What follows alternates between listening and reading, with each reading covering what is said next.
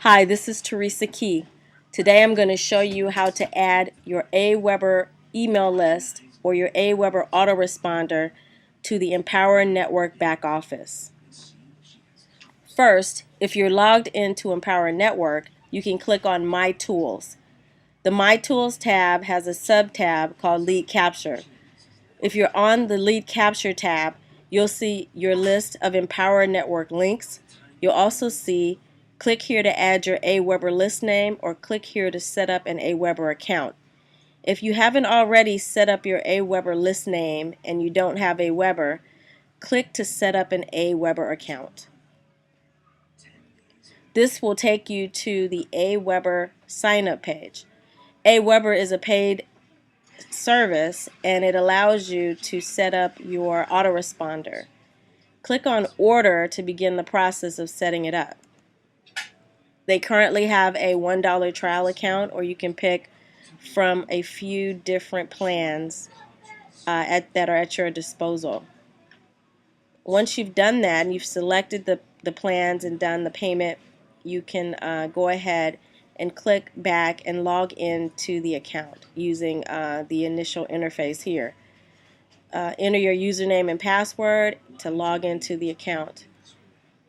Once you're logged in, you'll see a few tabs, but the main one here near the Home tab says Create and Manage Lists, and that's the one that we're primarily going to work with.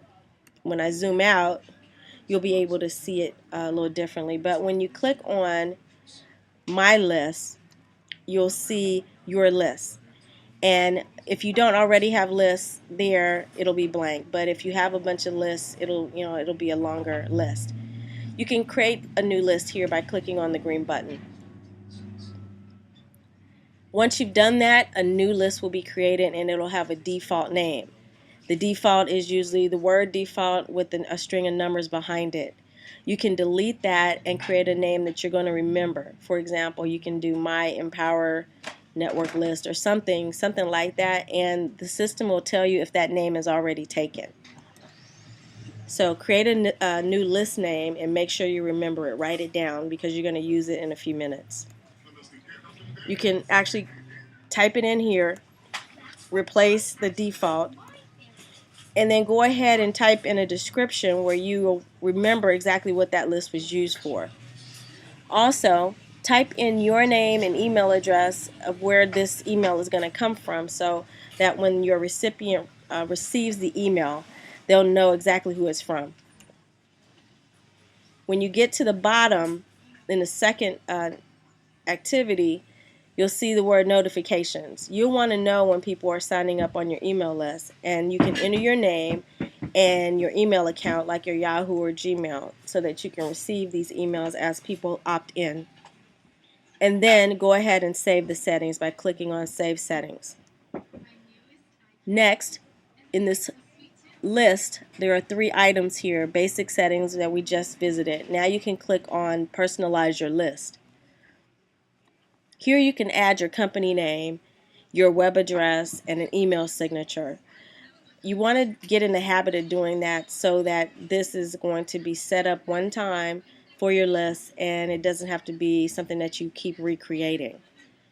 If you don't have a P.O. box or a mailing address, you can just leave it blank. Now this part here is very important. When you click on the opt-in tab at the top, you're going to be taken to the confirm message page. For Empower Network, you don't have to necessarily confirm the opt-in. You want it to be a smooth process where they've already said, yes, I want more information, and you don't have to require that they opt in. So what you'll do is you'll scroll down to number 2 and click on the green button that says on to turn it off. And when you do that, you won't have to put in a success page either. Just turn off the required opt-in form. Aweber is going to ask if you're sure you want to disable it. Go ahead and click yes.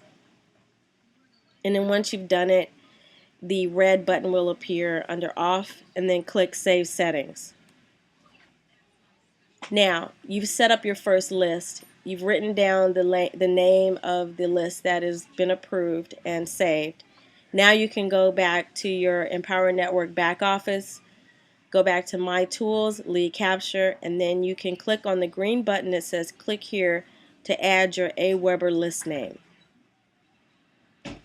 As you can see, click here to add your Aweber list name is also sitting right next to the Get Response list, and we'll cover that in another tutorial.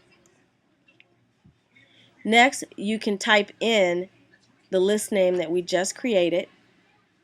Type it in with no spaces, and you don't have to be concerned about whether or not it's all caps or not, but I made it all caps. Then hit Submit to Change. And then lastly, you're going to get this message saying that your account has been updated. And that's it for this tutorial. I'll see you on the next one.